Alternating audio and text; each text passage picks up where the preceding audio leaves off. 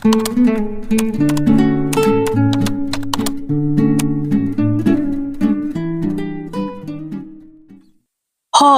Zia! Lumabas ka diyang babae ka. Malakas nakatok sa pintuan at sigaw mula sa labas ang umalingaw-ngaw sa maliit na apartment na inuupahan ni Zia. Kasalukuyan pa namang nagpapahinga ang kanyang ina dahil masama ang pakiramdam nito. Sino yan, anak? Sino yung sumisigaw sa labas? Tanong ni Betty, ang nanay ni Zia. Nakahiga ito sa rocking chair habang nakatingin sa anak. Si Aling Sol yun, Nay. Naniningil na naman ang upa sa bahay. Sinabi ko na nga sa kanya wala pa akong pera eh. Wala pa akong ibabayad sa kanya, ang kulit. Baka naman pwedeng pakiusapan, anak. Nakakahiya kasi sa mga kapitbahay kung mag-iiskandalo pa si Sol sa labas. Hay nako ma, hayaan mo siya. Isang linggo na ako nakikiusap na kung pwede sa isang buwan na ako magbigay. Dahil maliit lang yung kita ko ngayon sa pagtitinda ng gulay, ayaw niyang makinig. Bahala siyang kaluhin yung kamay niya kakakatok. Huminga ng malalim si Betty. Hindi niya maiwasang maawa sa anak. Dahil sa murang edad, ito na ang sumalo ng responsibilidad na siya dapat ang gumagawa. Anak, magkano ba ang babayaran mo kay Sol? Uutang na lang muna ako sa tita mo para mabayaran na siya. Baka mapaalis tayo dito nang wala sa oras. Anong uutang? Hinilot ni Zia ang sentido. Nilamukos ang kanya mukha bago magpatuloy. Hinding-hindi tayo lalapit sa mata pobreng yun, ma. Hindi bali nang magkandako ba ako sa pagtitinda? Wag na ako masabihan ng hindi maganda ng kapatid mo. Anak, walang mangyayari kung paiiralin natin ang pride natin. Wala na tayong choice. Meron, ma. At gagawa ako ng paraan kahit ano. Kahit magpaalipin pa ako sa mayayaman gagawin ko. Habang nagtatalo ang dalawa, muling kumalabog ang pintuan ng apartment ni Zia. Kaya sabay silang napatingin ng kanyang ina sa pinto. Bubuksan niyo ba to o sisirain ko? Huminga ng malalim si Zia. Tumayo siya tumalik sa ina. Kakausapin mo na siya? Umiling si Zia. Hindi yan madadaan sa pakiusap. Bahala siya magmukhang tanga. Kasi sigaw sa labas. Nagtungo sa may kwarto si Zia. Dumaan siya sa bintana sa bandang likuran ng kanilang bahay at lumabas doon kahit may kalakasan ng ulan. Zia, ang tigas talaga ng ulo mong bata ka. Sambit ni Betty habang pinapanood ang anak. Bago pa tuluyang mabuksan ni Sol ang pintuan ng apartment ni Zia, na siya ang may-ari, wala na ang dalaga. Tumakbo na ito nakayapak sa gitna ng malakas na ulan. Hindi niya alintana ang masakit na patak nito dahil ang tanging nasa isip niya lamang ay ang matakasan ng matapobreng landlord nila. Tumakbo lang siya ng tumakbo. Nakayapak pa siya ng mga oras na yon. Dahil hindi naman siya tumingin sa paligid, hindi niya akalaing nakarating na siya sa bandang syudad kung saan naglalakihan na ang mga gusali. Pagtakbo niya, aksidente niyang natapakan ng sapatos ng lalaking bumaba sa magarang kotse na nakaparada sa harap ng skyscraper ng Aragonzo Group, ang pinakamayaman sa kanilang lugar. Napatingin siya sa building kaya hindi niya ito nakita. Dahil may kalakihan ng paa ng lalaki at nakayapak lamang siya, nawala ng balanse si Zia. Muntik na siyang matumba. Buti na lang nasa lusyon ito. Sir Nate! Sambit ng mga taong nagkukumahog na payungan ng lalaki na lumabas sa magarang sasakyan. Agad na umalis si Zia mula sa bisig ni Nate. Imbis na magpasalamat, pinagsabihan niya pa ito ng kung ano-ano. Ano ba yan? Ba't kasi lumalabas ka nang eksaktong dadaan ako? Natapahan ko tuloy yung sapatos mo. Hello? Ano malay ko na dyan kadadaan? Tsaka bakit parang ikaw pa galit? Ikaw na nga ito may kasalanan, ikaw pa ito nagmamataas. Tinignan ng lalaki mula ulo hanggang paa si Zia. Did you know how much these shoes cost? Kahit mamalimos ka na isang taon, hindi mo ito ma-afford. Ang yabang mo, antipati ko, hindi naman ako pulubi, no? Humagalpak ng tawa ang lalaki. na para bang iniisip niyang nagbibiro si Zia. Kagong to, tatawa-tawa ka pa dyan. Hindi nga sabi ako pulubi eh. Giit pa ni Zia. Hinagat niya ang labi niya at tinignan niya ng masama ang lalaki. Stop fooling me. Look at yourself. Look how messy you are. Walang tsinelas, basang-basa pa. Ano sa tingin mo iisipin ko? Mahirap lang ako pero hindi ako pulubi. Tsaka ikaw nga eh. May sakit ka ba sa utak? Nakita mo na sobrang lakas ng ulan, tapos magsusuot ka pa ng mamahaling sapatos. Lakas din ang tama mo, no? Dapat, hindi ka sa mga ganyang lugar pumupunta. Sa mental institution dapat. Ngumisi ang lalaki. Tumikim siya bago magsalita. Don't you know who I am? Hindi. Mabilis na sagot ni Zia. Hindi kita kilala at wala akong planong kilalanin ka kaya pwede ba paalisin mo na lang ako? Wala akong may babayad dyan sa sapatos mo. Mayaman ka naman eh. Marami kang pera. Bumili ka na lang ng bago. Kaya mo na yan. Tumalikod na si Zia. Aalis na sana siya. Ngunit natigilan siya nang biglang sumigaw ang lalaki. I am Nathan Aragonza, the one and only. I'm the president and CEO of Aragonza Group. As a punishment for what you did, I want you to work for me. Be my personal assistant, you little rascal. Dahil sa narinig, napalunok si Zia. Dahan-dahan siyang humarap at tinignan ng mukha ng lalaki. Shucks! Napa-facepalm bigla si Zia. Hindi kasi niya ito namukaan dahil abala siya sa pang-aaway dito. Gusto ko yung attitude mo. Matapang at walang inuurungan. Yan ang gusto kong katangian ng personal assistant ko kaya huwag ka nang tumutol. Wala ka namang karapatang tumanggi. Dahil sa tinura ni Nate, halos malaglag ang panga ng mga tao dahil sa gulat. Hindi kasi nila inakala na parang namulot lang siya ng balat ng candy, sobrang bilis magdesisyon.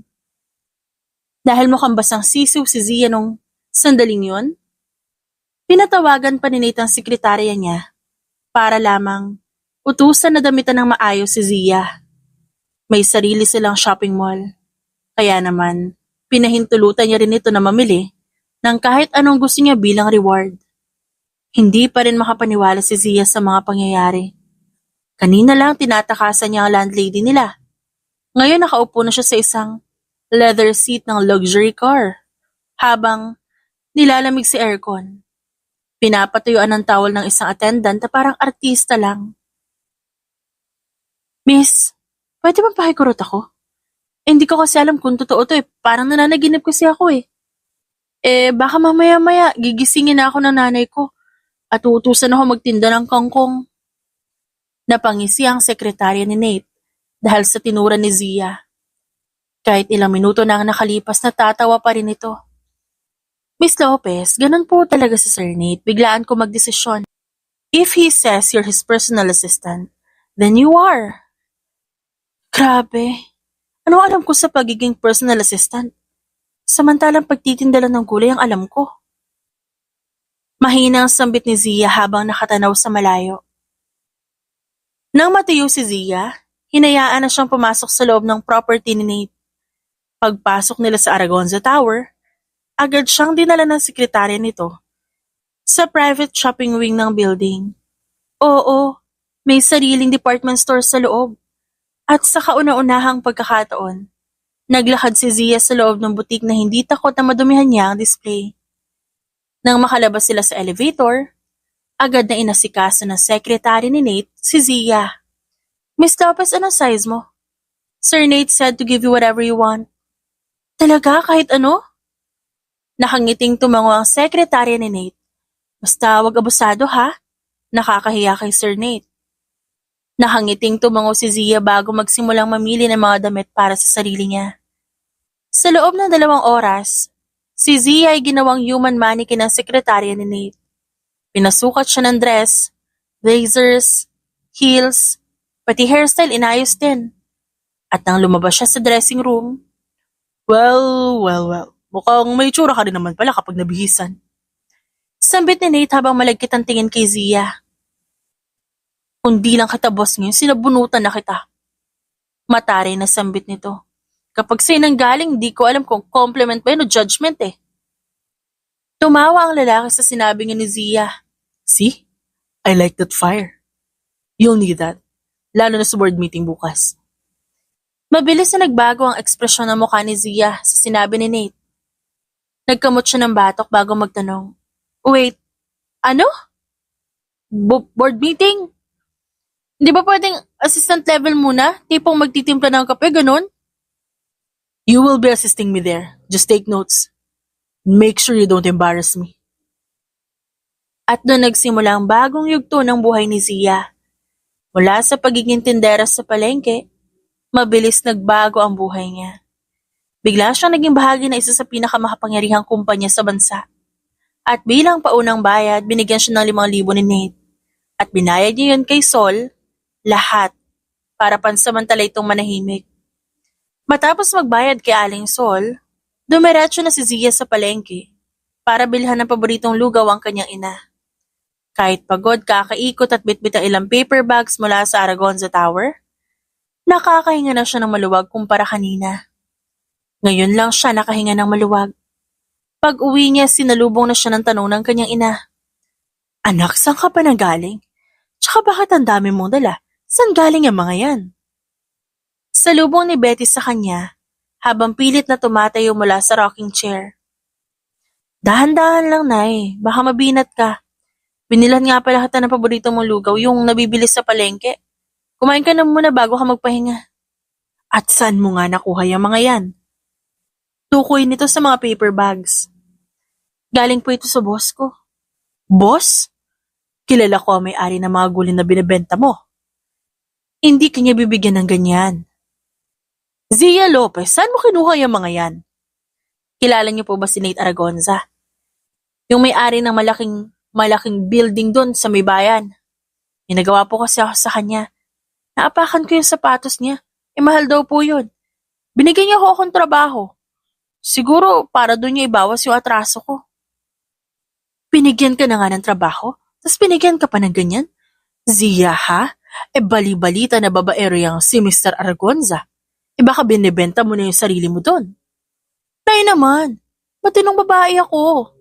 Hindi ako kagaya na iniisip mo. Binigay niya sa kanya mga yan para may maayos na damit daw ako. Tumikim si Betty. Di pa rin siya kumbinsido sa kwento ng anak. Bukas na ang start ng trabaho ko, Nay. Masabi sa akin ni Sir Nate, sasama daw ako sa meeting niya. Ewan ko kung ano magiging silbi ko doon. Meron naman siya sekretarya. Baka gagawin ka utusan. Hayaan mo na. Matinong trabaho naman siguro ang binigay sa'yo. Pagtiyagaan mo na lang aralin. Maswerte ka na nga at binigyan ka ng trabaho kahit di ka nag-apply. Basta magsabi ka sa amo mo sa palengke, ha? Baka kung ano isipin mo dahil hindi ka na nagparamdam. Opo, Nay. Ako nang bahala. O siya, sige na po. Kumain na kayo bago magpahinga. Inasikaso muna niya ang kanyang ina. Bago rin siya magpahinga, pagod na pagod siya sa mga nangyari. Kinabukasan maagang gumising si Zia, inayos niya ang buhok. Suot ang bagong business attire na galing sa Aragonza Tower. Naiilang pa siya sa itsura niya sa salamin. Hindi siya sanay na magsuot ng ganon. Pagdating niya sa opisina, sinalubong siya ng maraming matang nakatingin sa kanya. Tahimik ang buong floor habang naglalakad siya. Ramdam niya ang tensyon sa paligid. At ang tingin na parabang sinasabing, anong ginagawa ng babaeng yan dito? Pagbukas ng elevator, bumungad ang sekretarya ni Nate. Miss Lopez, good morning. Sir Nate is waiting for you. The meeting starts in 10 minutes. Talaga palang isasama ako ng lalaking yun sa meeting niya? Bulong ni Zia sa sarili. Bago pumasok sa loob ng opisina, nakaupo na si Nate sa likod ng glass desk. Seryoso ang mukha nito habang binabasa ang ilang papel. Sit. Sabi nito, nakatutok ito sa papel na hawak niya at hindi man lang tumingin kay Zia. Umupo si Zia at malakas ang kabog ng dibdib niya ng mga sandaling yun. Halos kumawala na nga ang puso niya sa loob ng kanyang katawan. Your first task. Keep your mouth shut during the meeting. I don't need commentary, sarcasm, or unsolicited opinion. Got it? Tumango siya. Copy, boss. Tumayo na si Nate at inayos ang cufflinks niya. Let's go. At doon nagsimula ang unang araw ni Zia bilang personal assistant ni Nathan. Sinama siya nito sa conference room na mas malaki pa kaysa sa buong apartment nila. Pagpasok nila sa loob ng conference room, agad na tumayo ang mga executives at board members. May iilan sa kanila nagkatinginan. Nagbubulungan habang lihim na sinusuri si Zia mula ulo hanggang paa. Pinilit ni Zia na hindi ma-conscious. Nakasuot man siya ng blazer at pencil skirt, pakiramdam niya. Kakaiba pa rin ang tingin sa kanya. Malakas ang kabog ng dibdib niya, pero nilakasan na lang niya ang kanyang loob. Naroon na siya at wala na yung atrasan. Umupo si Nate sa pinakagitna sa tabi ng head seat. Sa kanan, may isang bakanting upuan. Tinuro niya yon gamit ang mga mata habang nakatingin kay Zia. Dito ka. Utos ni Nate. Umupo si Zia ng dahan-dahan. Alalay ang kilos niya dahil ayaw niyang may masabi ang mga tao sa paligid. Yun pa naman ang unang araw niya. Good morning, Mr. Aragonza. Bati na isang matandang lalaki sa dulo ng mesa. Shall we begin? Tumango si Nate bilang tugon bago siya umayos ng upo. Isa-isang nagpresenta ang mga board members ng updates, financial reports, at marketing projections. Tahimik si Zia habang sinusundan ng mga PowerPoint presentation na halos hindi niya maintindihan. ROI, projected margins, portfolio diversification. Nakakunot ang noo niya. Hindi niya alam kung anong pinagsasabi ng mga taong nasa paligid niya. Habang nasa kalagitnaan ng meeting, biglang bumaling kay Zia ang atensyon ng isang babae. Nakaupo siya sa tapat nila, matangkad, maputi, naka-power suit at may aura na isang legal counsel. Excuse me? And who you might be? Napatingin ang lahat kay Zia. Biglang tumigil ang projector. Natigil din sa pagsasalita ang finance head. Naging tahimik ang buong conference room. Lahat ng mata nakatuto kay Zia. Lumunok siya. Halos gusto niyang lumubog sa kinauupuan dahil sa masasamang tingin na natatanggap niya mula sa babaeng nasa harap niya. This is a confidential meeting. What are you doing here? I'm Zia Lopez, assistant po ni Sir Nate. Utal na sagot ni Zia. Hindi siya makatingin ng diretso sa babae. Napataas ang kilay nito. Personal assistant sa loob ng boardroom? Binalot ang katahimikan ng silid. Nanginginig ang kamay ni Zia sa ilalim ng mesa. Hindi niya alam ang isasagot sa babae, buti na lang sinalo siya ni Nate. She's with me, she stays. With all due respect, Mr. Aragonza, this meeting is exclusive for higher positions only. Isn't inappropriate that you brought your PA with you? As far as I know, I am the boss here, so I can do whatever I want. If you don't want her with you, you're free to leave, but she will stay. Muling natahimik ang lahat. Agad namang bumalik sa pag-uulat ang speaker pero ramdam pa rin ni Zia ang tensyon. Pansin niya, maraming matang nakatingin sa kanya. Nangungusap ang mga ito na animoy nagsasabi na, sino siya para bigyan ng espesyal na pagtrato ni Nate? Matapos ang halos isang oras ng technical terms, graphs, at proposal, tinapik ni Nate ang braso ni Zia. Let's go. Paglabas nila sa conference room, hindi na nakatiis si Zia. Sir Nate, ba't mo ako sinama sa meeting na yun kung bawal naman pala ako sa loob? Kailangan mo masanay. This is the world you signed up for. Hindi ito ang trabaho sinabi mo sa akin. High school lang yung natapos ko. Malay ko ba sa mga pinag-uusapan nila sa loob? Wala nga ako maintindihan eh. Then learn. Hindi makasagot si Zia. Gusto niyang murahin si Nate sa isip niya.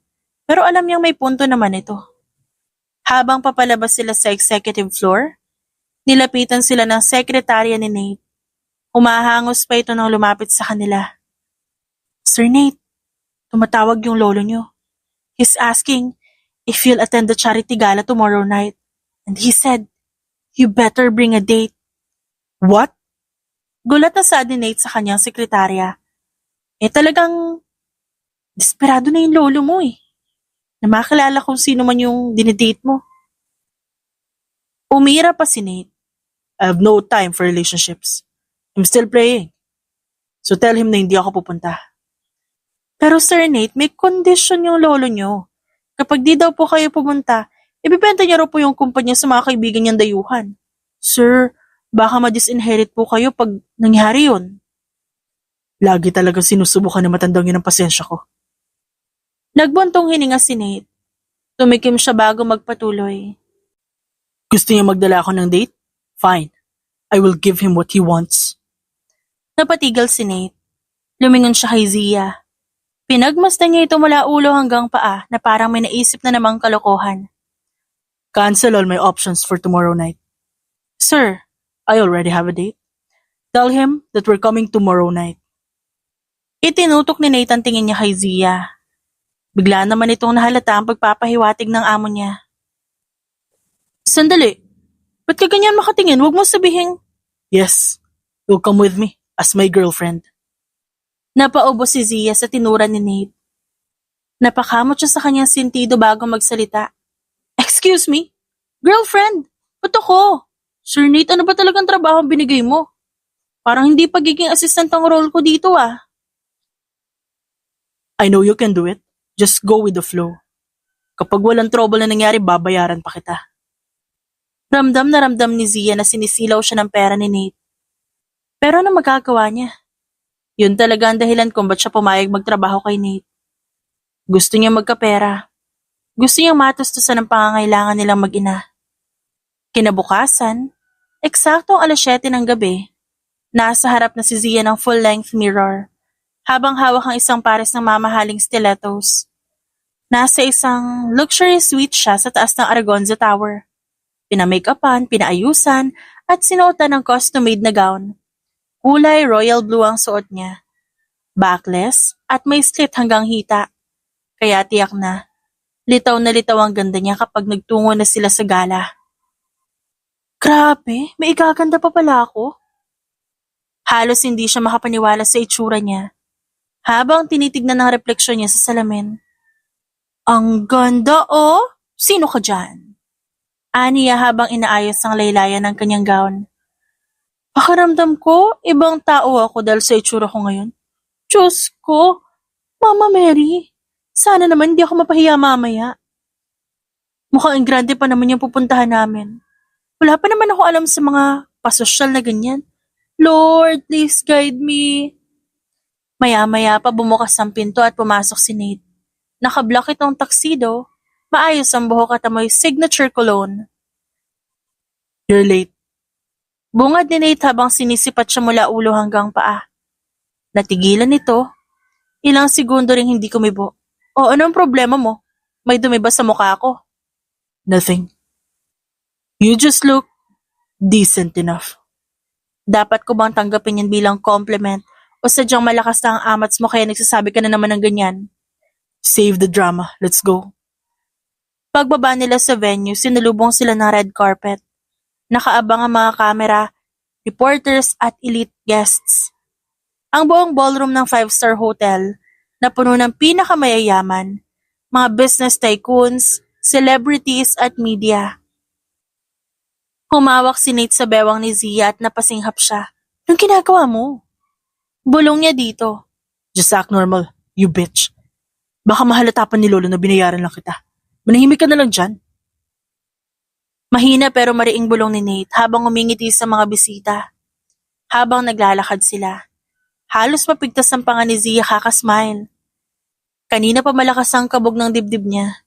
Ramdam niya ang mga matang nakatingin sa kanya, lalo na ng isang babaeng masama ang tingin na nakapwesto sa dulo ng hall. Habang pasimple itong tinitignan ni Zia, lumapit ito sa kanila. Tinaasan siya nito ng kilay habang titig na titig sa kanya. Oh well, so this is your new girl, huh? Malamyos ngunit may lasong wika ng babae.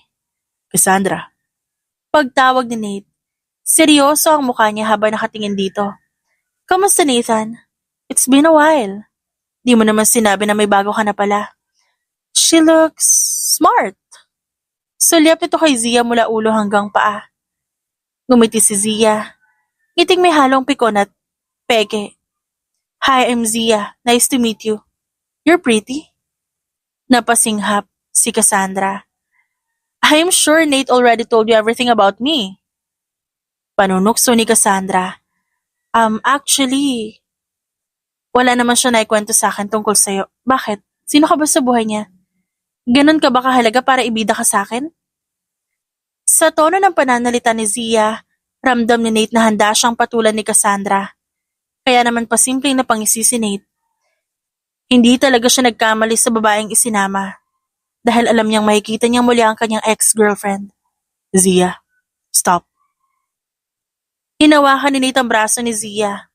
Hinila niya ito patras kay Cassandra. Dahil halos kalahating di pa na lamang ang layo ng dalawa sa isa't isa. Ba't mo ako hinihila? Wala naman akong ginagawa ah. Stop. Pinandilata niya si Zia. Doon lamang ito natinag at tumahimik na. Seeing Nate and his new girl, hindi maiwasang mairita ni Cassandra. Pero pinilit niyang umiti para hindi mahalata ni Nate na naapektuhan pa rin siya. Tumikim si Cassandra. Walang kaabog-abog siyang nilingon ni Nate at Zia. Excuse me. Aniya. Saka tumalikod at iritableng inikot ang mga mata. Pagkaalis ni Cassandra, hinila ni Nate si Zia sa table na malapit sa gilid. Kumuha siya ng drinks para sa kanilang dalawa bago niya ito kumprontahin. You didn't have to do that. Hindi mo na sana pinatulan. Siya naman nagsimula ah. Wala naman ako sinabing masama, nagsabi lang ako ng totoo. Kahit na, hindi mo kilala si Cassandra. Mahirap yung kaaway. Lahat ng ginugusto niya nakukuha niya. Alam mo, Sir Nate, wala akong pakaalam sa kanya. Teka, ba't inaaway mo ako? Girlfriend mo ako for tonight, remember? So as your girlfriend, karapatan ko namang maipagtanggol ng boyfriend ko. Napangiti si Nate. Hindi niya alam kung bakit. Pero may parte sa kanya na natuwa sa taglay na tapang at pagiging witty ni Zia. Habang naghihintay na ibang guest, umiinom ng cocktail at kumakain ng appetizers si Zia. Hinahayaan naman siya ni Nate. Zia, baka magpakalasing ka na naman na sobra. Haharap ka pa kay Lolo mamaya. Huwag mo akong alalahanin, matagal naman na ako malasing. Siguraduhin mo lang, kapag ikaw nagkalat malalagot ka sa akin. Ininom ni Nate ang natitirang cocktail sa baso niya. Pagtalikod niya, iiwan niya na sana si Zia ngunit nakita niyang papalapit ang lolo niya. Zia, tumayo ka dyan. Ayusin mo yung sarili mo. Si Lolo palapit na. Ano? Agad na tumayo si Zia, inayos ng suot niyang gown. Hinawi ng konti ang buhok bago tumindig sa tabi ni Nate. Act normal. Huwag kang magsalita ng kung ano-ano unless sinabi ko. Nagkakaintindihan ba tayo? Tumango siya bilang tugon. Ilang sandali pa nasa harap na nila ang matanda. Lumapit si Nate sa lolo niya at kinuha ang kamay nito upang magmano. So, she's your new girl? Nakangiting tanong ng matandang Aragonza. Sandaling sinulipan ni Nate si Zia. Pinandilatan niya ito ng mata na ano mo inuutusan na magmano sa lolo niya. Magandang gabi po. Ani Zia, siya kinuha ang kamay ng matanda. Lolo, meet my new girlfriend, Zia Lopez. Nice to meet you po. Ikinagagala ko po kayo makilala. Natuwa ang matandang Aragonza. Dahil sa lahat ng babaeng pinakilala ni Nate, si Zia lamang ang kaisa-isang nagpakita ng respeto sa kanya. Natutuwa rin ako narito ka, Iha. Gusto ko pa sanang makapagkwentuhan sa inyo para mas makilala ka kaya lang. Masyado maraming guest ngayon. Kailangan ko pang isa-isahin sila para naman hindi nila masabing masungit ako't suplado. Tumawa si Zia. Tumango siya bilang sagot. Sige po, dito lang po ako. Hintayin ko po kayo kung kailan kayo pwede. Tumango ang matandang Aragonza. Nakahinga ng maluwag si Nate. Malaki ang takot niya sa lolo niya. Pero dahil mukhang magaan ang loob nito kay Zia, para siyang natanggal ng tinik sa dibdib. Mukhang mabait naman ang lolo mo, Sir Nate. Ba't ka takot sa kanya? Hindi mo kilala si lolo. Alam mo bang nung ipakilala ko si Cassandra? Halos pinahiya niya ako sa lahat ng kaibigan niya. Dahil bastos daw ito at walang respeto. Buti nga sa'yo, ginusto pa niya makapagkwentuhan. Nangamati sa magkabilang pisngi ni Zia sa tinura ni Nate. Kapag binisita mo siya, isama mo ako para makapagkwentuhan naman kami. Ayaw mo nun? Pangdagdag good shot for you? Sige, basta ipangako mo magbe-behave ka. Itinaas naman ni Zia ang kanang kamay. Tumawa siya bago magsalita. Promise. Samantala, habang masaya nagkukwentuhan sila Zia at Nate, pasimpleng nakatingin sa kanila si Cassandra. Nanggigigil siya na nakikita niyang masaya ang kanyang ex-boyfriend sa ibang babae. At habang lumalalim ang gabi, ilang beses pa silang naglakad-lakad, nakikipagkamay at nagpa-picture sa mga bisita. May kataasan din ang suot na takong ni Zia, kaya nagsisimula ng sumakit ang paa niya. Napansin ni Nate na paika-ika nang maglakad si Zia kaya tinanong niya ito. Is there a problem, Zia? Wala naman po, masakit lang yung paa ko. Taas-taas naman kasi nitong stiletto na pinasuot niyo sa akin. Hindi naman ako sanay sa ganito. Umiling si Nate. Kahit na nakaayos ang bihis at elegante, kung titignan si Zia, hindi may tatanggi na mahirap ito kung umasta. Hayaan mo na. Pagkatapos mag-speech ni Lolo, ihahatid na kita pa uwi para makapagpahinga ka na. Bakit ihahatid mo pa ako? Nakakahiya naman. Maliit lang yung bahay ko, hindi kita mapapatuloy doon. Tinaasan ni Nate ng kilay si Zia bago magsalita. Seriously? Ihahatid lang ang sabi ko. Ang dami mo nang sinabi. Napalunok si Zia. Tumungo siya bago magsalita. Makalipas ng isang oras, pagkatapos ng speech ng lolo ni Nate sa stage, lumapit na ito sa kanila. I can't take my eyes off of your date, Nate. There's a part of me that is aiming to talk to her. Ngumiti si Zia, nilapitan niya ang matanda at inalalayan ito. Maupo na po muna kayo, Lo. Kanina ko pa po kasi kayo nakikitang palakad-lakad. Pagpahingahin niyo po muna yung mga paa niyo. Inasikaso ni Zia ang matanda. Kulang na nga lang hilutin niya ang mga paa nito. Thank you so much, Zia. Nakangiting sambit ng matanda. Tumingin siya kay Nate bago muling magsalita. Finally, Nate, nakahanap ka na rin ng babaeng masikaso. Hindi katulad ng huling babaeng pinakilala mo sa akin. Ni takot na takot madumihan ng kamay. Sanay po kasi ako mag-alaga, kaya hindi na nawala sa akin yung pagiging maasikaso po. Mabait siguro ang mga magulang mo at napalaki ka nila ng ganyan. Teka, ano pa ang trabaho ng mga magulang mo? Anong business ang minamanage nila? Lumunok si Zia, tumingin siya kay Nate bago magsalita. Pero bago niya mabigkas ang nais niyang sabihin, inunahan na siya sa pagsasalita ni Nate. Lo, it's getting late. Masama po sa inyo magpuyat kaya tara na po, ihahatid ko na po kayo sa kwarto niyo. Lumapit si Nate sa lolo niya. Hinawakan niya ang tungkod nito at inalalayan tumayo ang matanda. Sandali, nag-uusap pa kami ni Zia. May susunod pa naman po, Lolo. Isasama ko na lang po siya sa susunod kapag binisita ko kayo. Tsaka pagod na rin po kasi si Zia. Masakit na ang paa niya. Ganoon ba? O siya, sige. Huwag mo na akong ihatid sa silid ko at tatawagin ko na lang ang caregiver ko. Masakit na rin ang balakang ko kaya ayoko nang maglakad. Sigurado po kayo? Tumango ang matanda. Ihatid mo na siya at mag-ingat kayo, ha? Ngumiti si Nate at humalik siya sa pisngi ng lolo. Habang nagmano naman si Zia. Nang tumalikod na sila't paalis, biglang nagsalita ang matanda. I like her, Nathan Aragonza. You should keep her. I want a mini version of her someday. Hindi na sumagot pa si Nate. Hinila niya na palabas ng venue si Zia. Nang palabas sila, tinanggal ni Zia ang kamay ni Nate mula sa pagkakahawak sa kamay niya. Huminto siya sa paglalakad at tinapik ang braso nito. Sandali nga, ba't pa ba ako kinakaladkad? Siya ba't inalis mo ako doon? Nag-uusap lang naman kami ng lolo mo eh. Bastos ka ba? Ako? Bastos? Ano ba biniling ko sa'yo?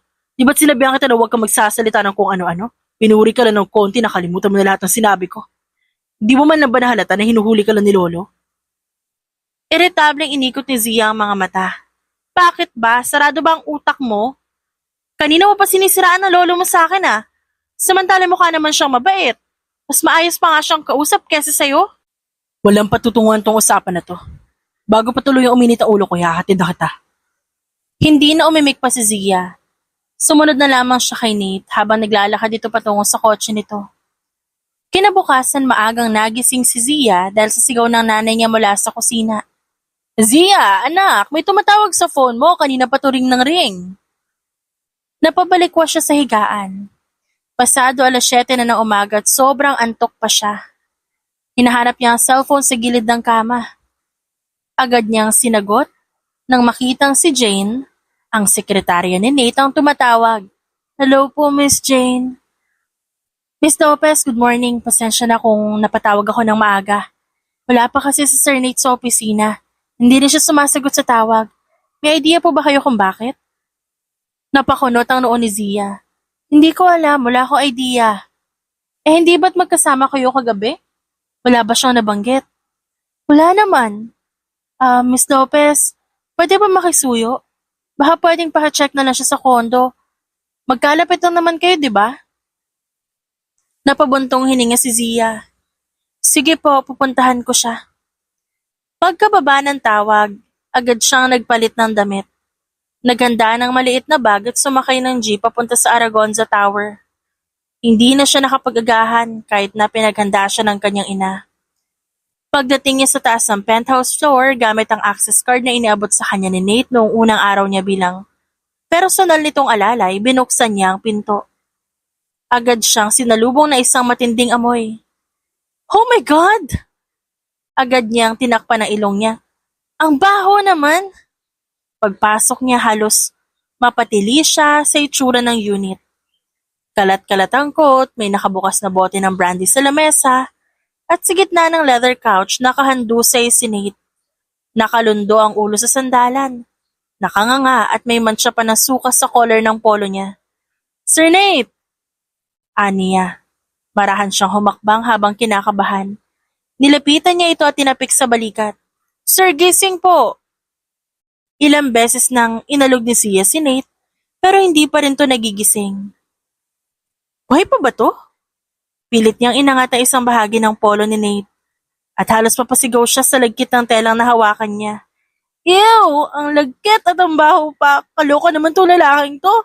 Ni minsan, hindi ko pa pinangarap maglinis sa suka ha, kadiri. Kaya nga hindi ako nagbo-boyfriend eh. Kahit nandidiri, nagtiis si Zia. Wala naman siyang choice. Hindi naman pwedeng hayaan na lang niyang gano'n ang boss niya, trabaho niya yon. Zia, trabaho lang to. Trabaho para sa nanay mo, para sa bills, para sa pang-grocery, para sa lahat ng pangangailangan mo. Aniya sa sarili habang pinipigilan ang suka sa lalamunan. Makalipas na ilang minuto, kinuha niya ang towel mula sa banyo. Binasa ito at pinunasan si Nate sa leeg at muka. Ano ba naisip ng lalaking to at nagpakalasing kagabi ng sobra? Hindi kaya dahil sa akin? Hindi, imposible. Siguro dahil doon sa ex niya, yung Cassandra ba yun? Feeling ko mahal niya pa yun eh. Di lang niya inaamin. Habang kinakausap ang sarili, kasabay ng pagpupunas niya sa lasing na amo, hindi na malaya ni Zia na nagkakaulirat na ito. Tumikim si Nate. Dahan-dahan niyang dinilat ang mga mata niya at napamulagat na makita si Zia. Zia, anong ginagawa mo dito? Tsaka anong oras na? Paos at may pagkabaradong boses na tanong ni Nate. 8:00 na ho, tumatawag sa kanyang sekretarya mo kanina. Wala ka pa daw sa office. Hindi ka rin daw sumasagot sa mga tawag. Kaya pinapunta niya ako para matignan ko nandito ka. Hay, nako Sir Nate. Ano bang ginagawa mo sa sarili mo? Naglalasing ka ng ganun, di mo naman pala kaya. Ang dami mong kuda. Iritableng kumamat sa ulo niya si Nate. Sobrang sakit ang ulo ko. Pwede man pagtimpla mo muna ako ng kape. Baka sakaling matuwa pa ako sa'yo. Nagbuntong hininga si Zia. Padabog siyang tumayo at nagtungo sa kusina para magtimpla ng kape. Tumang klaseng trabaho itong binigay sa akin ng mokong na yon. Ano ba talaga ang trabaho ko? Ano ba talaga yung personal assistant na yon? Alalay ba yon? Utusan? Aliping sa gigilid? Hay ewan! Dinay ko pang all-around maid sa dami ng pinatatrabaho sa akin ni Sir Nate. Kulang na lang maghugas pa ako ng puwet ng lalaking yun. Matapos magtimpla ng kape at kausapin ang sarili, dinala na ni Zia ang kapeng tinimpla niya para sa amo. Nang ilapag niya ito sa tabi ni Nate, napansin niyang hinihilot nito ang sariling sentido. Ah, my head. Sobrang sakit. Gaano ba karami yung nainom mo at parang wala ka sa sarili? Di ko alam. The next time maghinay-hinay ka naman. Tingnan mo nga itsura mo, naligo ka pa sa suka mo. Yuck, Sir Nate. Ito pinapagawa mo sa akin? Trabaho pa ba ito ng personal assistant? What do you think? Hindi na sumagot pa si Zia. Pinandilatan ba naman siya nito ng mata? Maliligo na muna ako para ma-relax kahit paano yung isip ko. Kaya mo na ba? Gusto mo tulungan kita? Okay lang din naman sa akin. Sanay ako mag-alaga ng lasing. Wag na, kaya ko na yon. Sure ka? Oo, kaya wag ka na makulit. Muling tumahimik si Nate. Tatayo na sana siya pero napatingin siya kay Zia. Tapos, bigla siya napangiti. Yung tipong genuine na ngiti. Hindi yung usual na mayabang. Anyway, thank you. Hindi ko in-expect na gagawin mo to. Nagkibit balikat si Zia. Wala namang ibang gagawa, di ba? Kaya wala akong choice. Tsaka isa pa, hindi mo pa ako binabayaran, no? Tumawa si Nate, kahit napapangiwi dahil sa sakit ng ulo. Katapos ng maligo, magpahinga ka muna, eh. Pagluluto kita ng lugaw para mainitan yung sikmura mo. No need, mag-order na lang tayo. Wag na. Yung tatay ko nawawala hangover niya kapag pinagluluto ko siya ng lugaw. Oh, nasaan ang tatay mo? Patay na. Loko-loko ka talaga. Sige na, bahala ka nang gawin ko anong gusto mo. Maliligo na ako. Copy, Sir Nate. Lilinisan ko na rin ang kondo mo, ah. Just in case bumisita yung lolo mo. Okay, thanks. Kinahapunan, tapos na si Zia sa paglilinis ng kondo ni Nate. Halos mabali ang likod niya kakapunas ng tiles, pagtiklop ng nagkalat na damit, at pag-aayos ng basura na mga bote at pinagkainan ng junk food sa may bar area. Kakaloka, para na rin akong kasambahay. Kulang na lang plancha. Maya-maya lumabas si Nate mula sa banyo. Bagong paligo ito sa pangatlong pagkakataon sa maghapon. At nakarobe lang ito nang lumabas. Basa pa ang buhok nito at naamoy ni Zia ang faint scent ng mamahaling shampoo. Pagdaan nito sa harap niya. Bango na. Buti naman at hindi nakakasulasok yung amoy niya. Umismid si Zia habang inilalapag ang isang tray ng lutong lugaw sa lamesa. Ano yan? Tanong ni Nate. Lumapit sa tray habang nagtatanggal ng towel sa leeg. Di lugaw. Hindi yan niluto basta-basta ha, may kasama yung pagmamahal. Really? Well, I'm impressed. Umupo si Nate sa bar stool. Sumubo ito ng isang kutsara at napapikit. Not bad, Zia. You can cook pala. Gutom ka lang kaya mo nasasabi yan pero salamat na rin dahil na-appreciate mo yung niluto ko para sa'yo. Tahimik silang kumain saglit. Paminsan-minsan, pasimpleng sinusulya pa ni Nate si Zia habang abala ito sa pag-aayos na ibang gamit. Hindi pa kasi ito tapos sa paglilinis. Ba't mo to ginagawa? Tanong bigla ni Nate. Napalingon si Zia. Ang alin po? Ito, lahat ng to. Hindi naman kita inutusang gawin yan. Kung tutuusin nga, hindi mo kailangan gawin yan. Dahil pwede ko yung ipalinis sa mga cleaner dito sa buong building. At saka kanina, nung nakita mo ako sobrang wasted, pwede ka naman umalis na lang pagkakita mo sa akin. Pero nagstay ka pa rin para asikasuhin ako. Bakit? Ba't mo ginagawa lahat ng to? Ewan ko. Siguro kasi kahit nakakainis ka, may nararamdaman pa rin akong awa sa'yo. Tsaka trabaho ko to, diba? Hindi nakaimik si Nate. Tahimik siyang umiti habang sinusubo ang lugaw. Zia, ano na naman po? To be honest, hindi ka naman pala boring kasama. Tama rin si Lolo. Masaya kang kausap. Magaan sa loob kapag nasa paligid ka. Sus, lagi mo akong binubola, Sir Nate, ah. Palibasa alam mong hindi kita papatulan kasi boss pa rin kita. Ngumisi si Nate. Parang title lang as your boss. Ang panghahawakan ko, ah. Ayos ka rin. Ramdam ko naman na sa tuwing sasagot ako, gusto mo na akong patulan. Tapos minsan gusto mo rin ako sipain palabas ng opisina mo. Balik ni Zia, habang nakapamewang at nakatingin kay Nate. Tumawa ang lalaki. Exactly. Kumain ka na nga lang dyan. Baka hindi pa gumana yung bisa na magic lugaw na niluto ko dyan sa utak mo. Kuminto muna si Zia sa kanyang ginagawa. Tumayo siya at nagtungo sa may bintana. Tumitig siya sa city view ng Aragonza Tower. Si Nate naman tahimik lang siyang pinagmamasdan. Makalipas ang ilang buwan, sa bawat araw na lumilipas, unti-unting naging routine kay Zia ang lahat. Pag-aasikaso ng schedule ni Nate, pagdala ng kape tuwing 8:00, pagsama sa mga business meetings at minsan, pagbubuhat ng mga paper bags mula sa mamahaling boutiques kapag may biglaang shopping si Nate. Ngunit habang palalim ng palalim ang relasyon nilang dalawa bilang boss at assistant, may isang bagay na hindi inaasahan si Zia.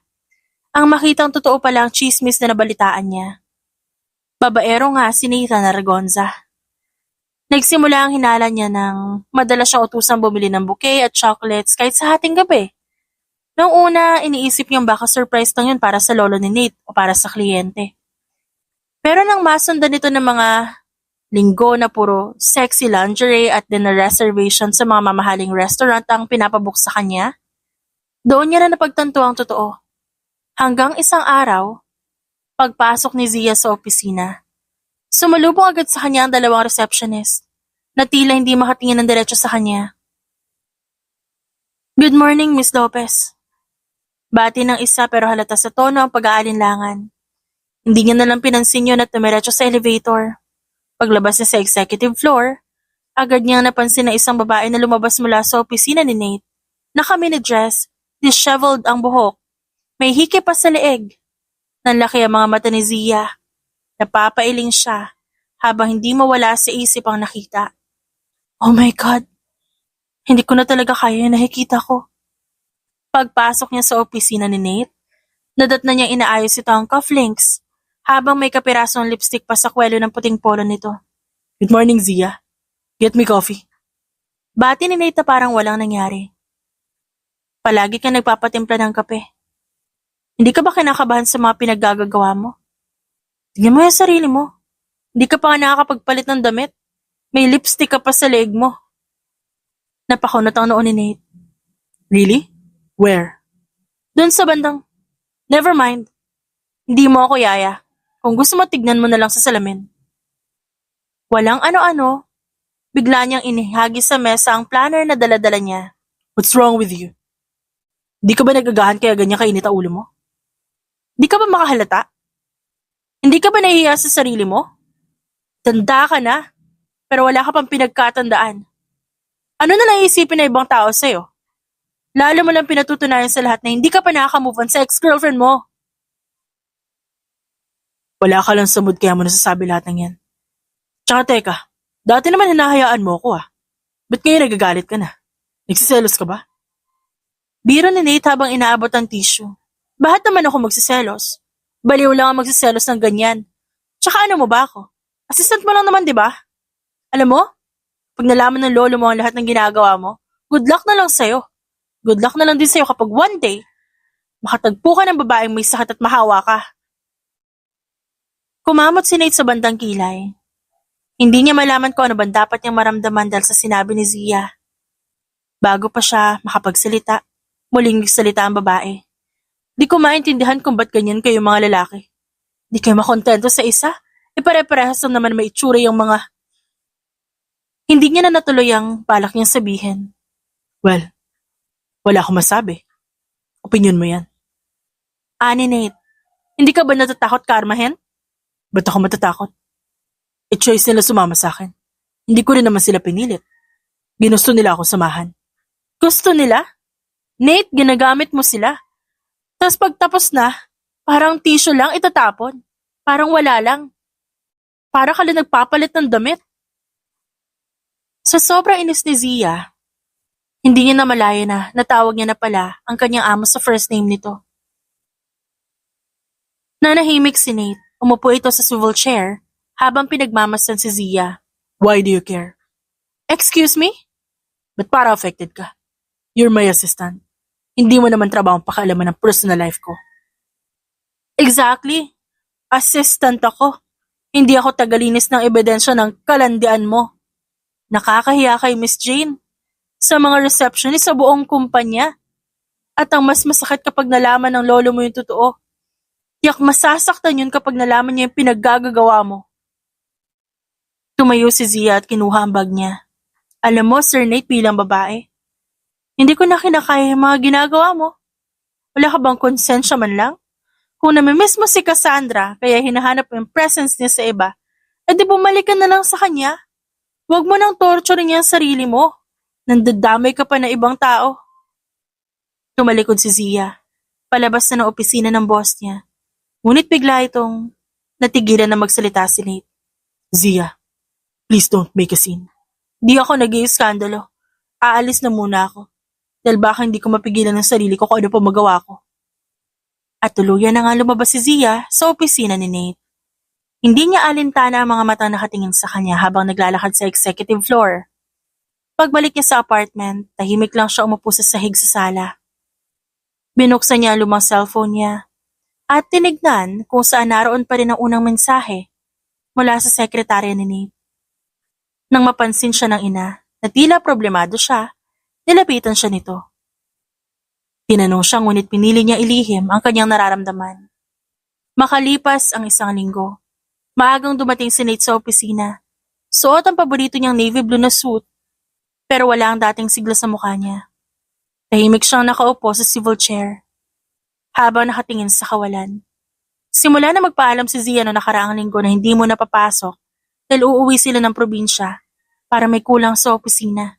Tahimik, walang nang Alaska. Walang tumutulak sa kanya pabalik sa realidad kapag sobra na ang kalokohan niya. Bigla siyang napatayo nang bumukas ang pinto. Kasabay ng malakas na yabag ng sapatos ay ang boses na matagal niyang hindi naririnig ng malapitan. Nathan Aragonza. Napatigil si Nate. Lolo? Tumambad sa kanya ang galit na si Don Marcelo Aragonza. Suot ito ang formal barong at suot-suot ang makapal na salamin. Kasunod dito si Miss Jane na tila hindi alam kung paano pipigilan ng matanda. Pasensya na po, Sir Nate. Pinilit po talaga niyang pumasok, hindi ko na napigilan. It's okay, Jane. You can leave us now. Nang makalabas ang sekretarya niya, agad na lumapit si Don Marcelo sa mesa ni Nate. Akala ko ba seryoso ka na? Akala ko ba nagsisimula ka na magbago? Pero heto ka, I can't believe what I heard. Nag-iipon ka ng babae at dito mo pa dinadala sa opisina mo? Para kang tindahan ng discount na lingerie. Ano akala mo sa mga babae? Dekorasyon? Tropeo? Lolo, please calm down. Don't tell me to calm down. Wala akong panahon sa mga palusot mo. May nagsumbong sa akin hindi lang isa, hindi lang dalawa. Lahat ng empleyado mo rito. Puro pabulong kapag nadadaanan ko. At ang mas masakit, kung kaisa-isang babae nagustuhan ko sa'yo, hindi naman pala totoong sa'yo.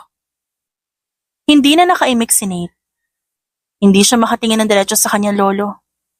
Sandaling binalot ng katahimikan ng opisina ni Nate. Napaupo ang lolo niya sa harap. Tumikim ito bago magsalita. Alam mo bang pinaimbestigahan ko siya? Alam kong naging tindera siya sa palengke bago mo siya kunin bilang personal assistant mo. Seriously, Nate, matanda ka na. Kumuha ka pa ng babysitter. Lahat ng ginagawa mo kay Zia, nakarating sa akin yun. Ang bait-bait ng tao sa'yo. Kahit halos alipinin mo na, hindi ka pa rin iniwan. Pumapayag pa rin magtrabaho para sa'yo. Nanatiling walang imik si Nate. Nakinig lamang siya sa sinabi ng matanda. Gusto kong itama mo ang lahat. Tapatin mo nga ako. Nakakakuha ka ba ng satisfaction sa mga ginagawa mo? Masaya ka ba sa ganyan? Umiling si Nate bilang tugon. I am so disappointed in you, Nate. Ano bang problema? Sige, sabihin mo sa akin para maintindihan ko kung ba't nagkakaganyan ka. Hindi ka naman iniintindi ng mga magulang mo. Dahil may kanya-kanya na silang pamilya. Sige, magsabi ka sa akin. Don't you want a peaceful life? Why don't you settle with only one girl? Magsisettle ako. Tapos ano mangyayari? Lolokohin na naman ako? According to my private investigator, Zia hasn't had a boyfriend since birth. Her reason? Ayaw niyang lokohin siya. Ayaw niyang magaya sa mama niyang niloko lang. Bakit hindi mo siya ligawan? I don't have feelings for her. Liar. Nabalitaan ko para aso't pusa kayo kung mag-away. I know you, Nate. Maikli ang pasensya mo sa ganun. If you really don't want her, ba't hanggang ngayon nagtatrabaho pa siya sa'yo? Tsaka bakit mo siya tinanggap in the first place kung di ka interesado? Agad na paisip si Nate. You still have a chance, Nate. Isa lang ang gusto kong marinig mula sa'yo. Ligawan mo si Zia. Gawin mo ang tama, ayusin mo ang sarili mo. Dahil kapag di mo yan ginawa, kalimutan mo na ang Aragonza Enterprises.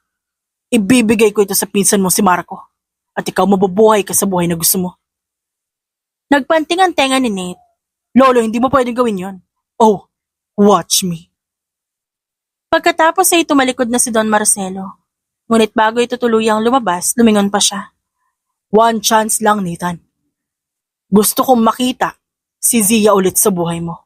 This time, as your girl, as your woman, not your assistant. Naiwang tulala si Nate at pinag-isipan niyang mabuti ang sinabi ng kanyang lolo. Makalipas ng ilang araw, napag-isipan na ni Nate ang sinabi ng lolo niya hinggil kay Zia at gusto niya itong subukan. Nang magsabi ito na pabalik na ito at papasok na muli, nag-isip siya ng mga pakulo. Nagsimula na ang operation panliligaw ni Nate. Marami siyang iba't ibang pakulong ginawa para lang mapansin siya ni Zia. Kinabukasan, Zia, pwede ba tayo mag-usap? Hindi sumagot si Zia pero sinundan niya si Nate sa opisina nito. May pag-uutos po ba kayo, Sir Nate? Anong gusto niyong pag-usapan natin? Yes, I want you to resign as my personal assistant. Po? Pero Sir Nate, kababalik ko lang. Ano po ba nagawa ko? Ba't niyo pa ako pinagre-resign? I don't want you as my secretary.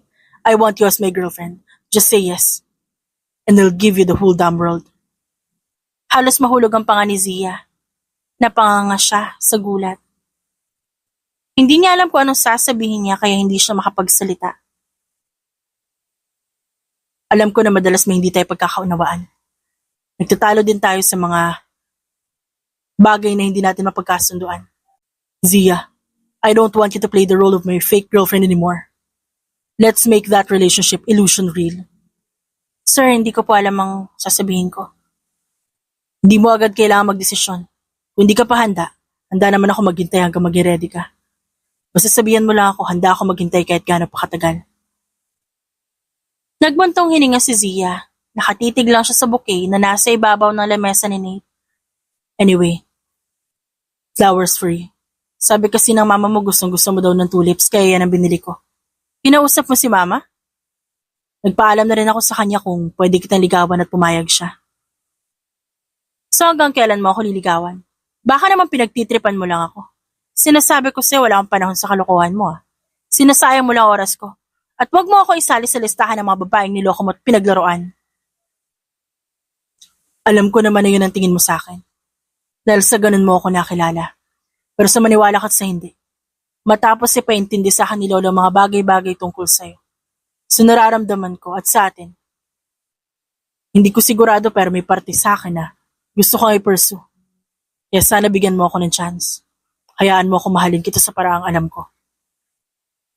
Sandaling binalot ng katahimikan ng buong opisina ni Nate. Kapwa sila nangangapa kung sino susunod na magsasalita. Bahala ka sa gusto mo. Matapos magkasundo, pinagpatuloy ni Nate ang paliligaw kay Zia. Nag-resign nga ito bilang personal assistant niya at na-hire bilang staff sa Aragonza Tower. Hindi naging madali ang panliligaw ni Nate dahil mas matigas pa sa bato ang puso ni Zia. Sarado ito at parang hindi handang magmahal. Kaya kahit napakarami na efforts na ginawa niya, sinusungitan pa rin talaga siya nito. Makalipas ang ilang buwan, unti-unting naging parte ng araw-araw ni Zia si Nate. Bagamat hindi niya sinasabi, nararamdaman niya ang malaking pagbabago nito. Wala nang late night calls para sa ibang babae. Wala nang padalas-dalas na booking sa mamahaling hotel at higit sa lahat. Mas naging masinsinan at totoo ang pagtrato nito sa kanya. Sa kabila ng namumuong masayang ugnayan sa pagitan ni Nate at Zia, may isang babaeng hindi natutuwa. Si Cassandra, ang ex-girlfriend ni Nate. Ang babaeng minsan niyang minahal ng todo ngunit iniwan siya sa ere. At ngayon, ilang taon matapos nila maghiwalay, muli siyang nagbalik sa buhay ni Nate at this time hindi para mag-sorry kundi para manggulo. Katatapos lang ng meeting ni Zia nang maabutan niya si Cassandra sa reception area ng executive floor. Suot ito ang red bodycon dress, naka-heels at may hawak na Hermes bag. Hey Zia, long time no see. Nakangiti si Cassandra habang may matalim na tingin. Hello? Maikling tugon ni Zia. I'm here to see Nate. Surprise visit. You know, I miss him so much. Anito habang sinisipat si Zia mula ulo hanggang paa. You're still working here pala? As his assistant? Oh, wait. Hindi na pala. Girlfriend ka na, right? Napahagat labi si Zia. Kung may kailangan ka kay Nate, tumiretso ka na lang sa opisina niya. Don't worry, I will, but I just want you to know, you're just his rebound. Don't be too confident. Alam ko kung paano magmahal si Nate at kung paano rin siya magsawa.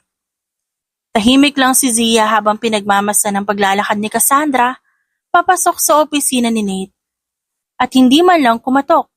Samantala, napalingon si Nate sa biglaang pagbukas ng pinto. Akala niya si Zia yon, kaya napangiti siya. Pero agad ding naglaho ang ngiting yun nang makita kung sinong dumating. Cassandra, anong ginagawa mo dito? Naglakad si Cassandra palapit at walang kaabog-abog na umupo sa harap ng mesa ni Nate. I missed you. I've heard that you're really courting that girl. Akala ko naman, nung sinama mo siya nung gala night, she was just your date. Wala na tayo, Cassandra. Anong parte doon na hindi mo maintindihan? Wala ka ng pakialam kung ligawan ko man siya o hindi. Hinawi ni Cassandra ang buhok niya sa balikat. But you still love me, don't you? Why can't we just bring back a relationship? I swear, your grandfather will be happy if that happened. Hindi mo na sumagot si Nate. Tumayo siya at pumunta sa gilid ng bintana. Wala na ako nararamdaman para sa'yo. Basta tayo. Hindi na kita babalikan. Hindi ngayon, hindi kailanman.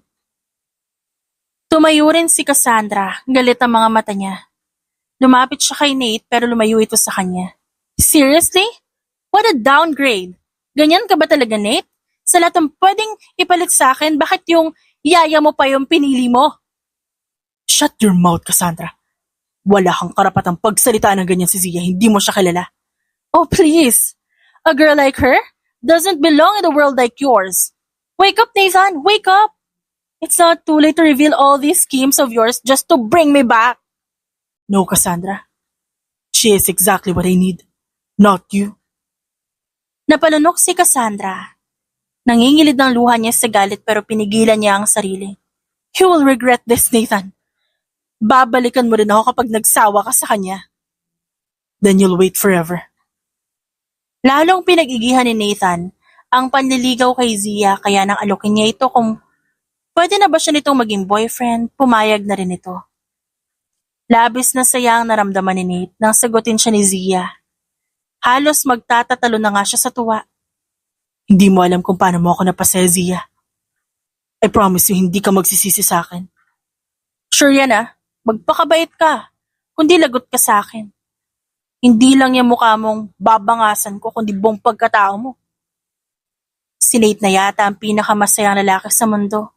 Kahit na ganoon ang sinabi ni Zia, at mukhang magiging under pa nga siya nito. Pero masaya pa rin siya dahil nakuha niya ang matamis nitong oo. Ngunit gaano pa siya kasaya?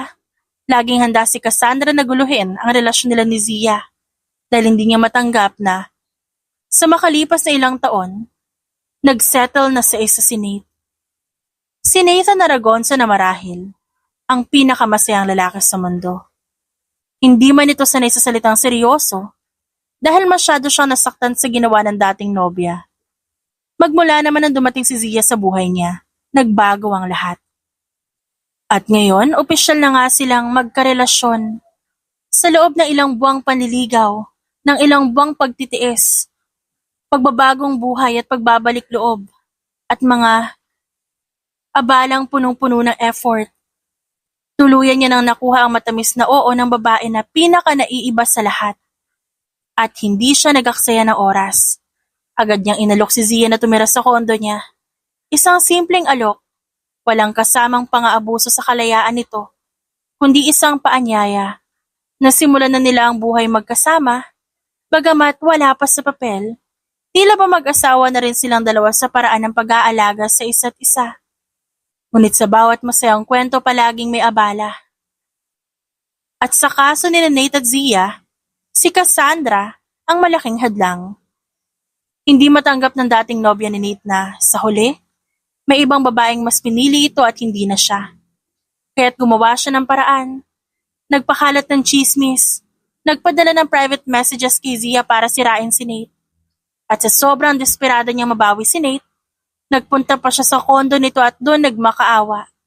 Sinakto pa niyang wala si Zia no sandaling yon. Hindi na kailanman bumitaw pa si Nate kay Zia. At upang mas lalo mapatunayan na seryosong mahal niya ang babae, hindi na siya naghintay pa ng kasal.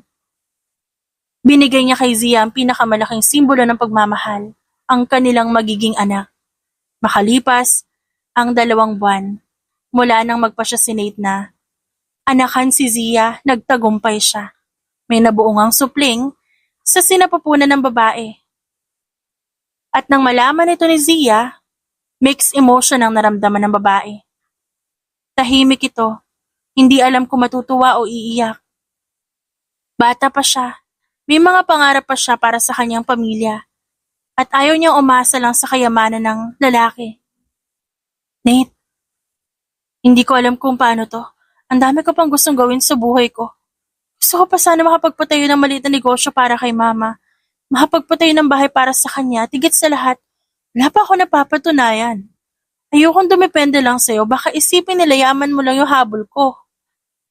Lumapit si Nate at marahang hinawakan sa pisngi si Zia. Zia, hindi kita pipilitin sa anumang bagay. Alam kong ayaw mo rin ng easy money. At yun ay isa sa mga dahilan kung ba't kita minahal. Pero gusto ko malaman mo na hindi ito pagkakamali. Anak natin to at susuportahan kita sa lahat ng desisyon mo. Hindi naging madali ang mga buwan ng pagbubuntis ni Zia. Lalo't pinipilit niya pa rin tuparin ang pangarap niya habang dinadala ang bata. Ngunit dahil sa tulong at suporta ni Nate, na kahit abala sa trabaho, inalagaan pa rin si Zia kahit mapuyat pa siya. At dahil sa kasipagan, nakaipon si Zia, sapat na yun para sa pangnegosyo ng kanyang ina. At nang makamit na ni Zia ang pinapangarap niya, natupad ang pangarap na negosyo, ipaayos ang bahay nila sa probinsya at iba pang nais yung mangyari sa kanyang buhay. Bilib na bilib si Nate dahil sa taglay na kasipagan ng asawa at pagiging porsigido nito. Wala na siyang mahihiling pa, nakamit niya na ang buhay na pinapangarap niya. At makalipas ang mahigit 1 taon matapos manganak, natupad din ang plano nilang magpakasal. Sa gitna ng isang intimate beach wedding, sa harap ng puting buhangin at asul na karagatan, muling inialay ni Nate ang kanyang buong sarili sa babaeng bumago sa kanya. Alam niya na sa lahat ng babaeng dumaan sa buhay niya, si Zia lang ang naglakas loob na sumuway sa kanya. Nakita niya ang tapang nito at ang lakas ng loob. Ngunit sa kabila nun, alam niyang sa kanilang pagsasama bilang mag-asawa, siya ang magtatanggol sa babae at sa kanilang anak. 1 buwan matapos ang kanilang kasal, muling nagbuntis si Zia, hindi lang isa kundi kambal pa. Tuwang-tuwa naman ang matandang Aragonza. Ika nga niya, mas dadami pa ang lahi niya at lalong kakalat ang tanyag niyang apelido. At makalipas ang ilang taon, formal nang ipinamana ni Nate ang lahat ng pag-aari sa kanyang mga anak. Lahat ng kayamanan niya dahan-dahan niyang ipinangalan sa kanyang mga anak. Sapat na sa kanyang makita silang lumaki sa isang tahanang puno ng pag-ibig at respeto. At si Cassandra, tuluyan nang nawala sa eksena. Wala na siyang mahapol. Wala na siyang makuha. Wala na siyang masira. At sa huli sumuko na siya sa paghahabol kay Nate. Malayo na ang naging buhay ni Zia mula sa buhay niya noon. Natatawa pa rin siya tuwing naiisip niyang dahil lang sa pagtatalo nila ni Nate noong unang encounter nila, makakamit niya ang buhay na pangarap ng lahat. Laki si Zia sa hirap, kaya naman pinangako niya sa kanyang sarili na pahahalagahan niya lahat ng meron siya. At ipagpapasalamat niya sa Diyos, lagi, kung ano man ang kasiyahan at blessing ang natatamasa niya ngayon. The End.